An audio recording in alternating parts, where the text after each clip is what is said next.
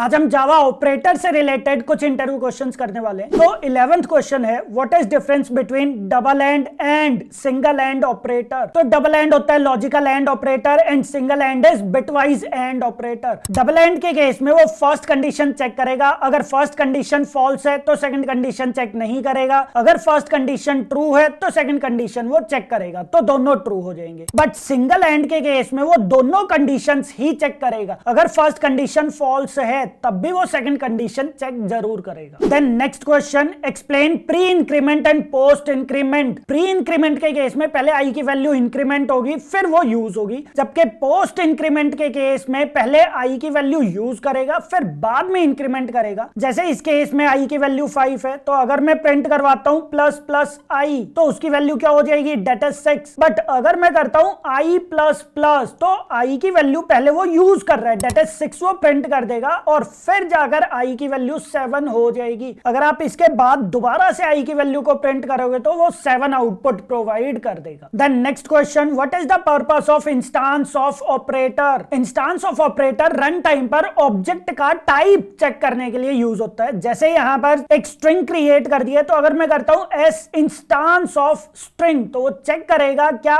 S वो string का instance है या नहीं है, अगर है तो ट्रू वैल्यू प्रोवाइड कर देगा, अदरवाइज फॉल्स कर देगा। तो इंस्टांस ऑफ ऑपरेटर की वजह से क्लास कास्ट एक्सेप्शन आने के चांसेस नहीं होते। Okay, then next, ternary operator क्या होता है और उसका सिंटेक्स क्या होता है। तो टर्नरी ऑपरेटर वो इफ एल्स का ही एक शॉर्ट फॉर्म होता है और ये उसका सिंटेक्स होता है, जिस केस में अगर कंडीशन ट्रू है तो वैल्यू 1 वो इवेल्युएट हो जाएगी, अगर कंडीशन फॉल्स है तो वैल्यू 2 इवेल्युएट हो जाएगी। जैसे ए की वैल्यू 10 है और यहां कंडीशन ट्रू है तो रिजल्ट की वैल्यू क्या आ जाएगी, डेट इज ग्रेटर। बट अगर मैं इस सिंबल को रिवर्स कर देता हूं, लेस देन का सिंबल यूज करता हूं तो रिजल्ट की वैल्यू आ जाएगी smaller. Okay, then next, bitwise operator क्या होते हैं और कहां पर यूज होते हैं। तो बिटवाइज ऑपरेटर वो होते हैं जो binary bits that is 0 and 1 पर परफॉर्म होते हैं, जो लो लेवल प्रोग्रामिंग में यूज होते हैं। और बिटवाइज ऑपरेटर के केस में ये कुछ ऑपरेटर्स आ जाते हैं। ओके, इसका आप एक सिंपल एग्जांपल देखो, जैसे ए की वैल्यू 5 है, बी की वैल्यू 3 है, तो अगर मैं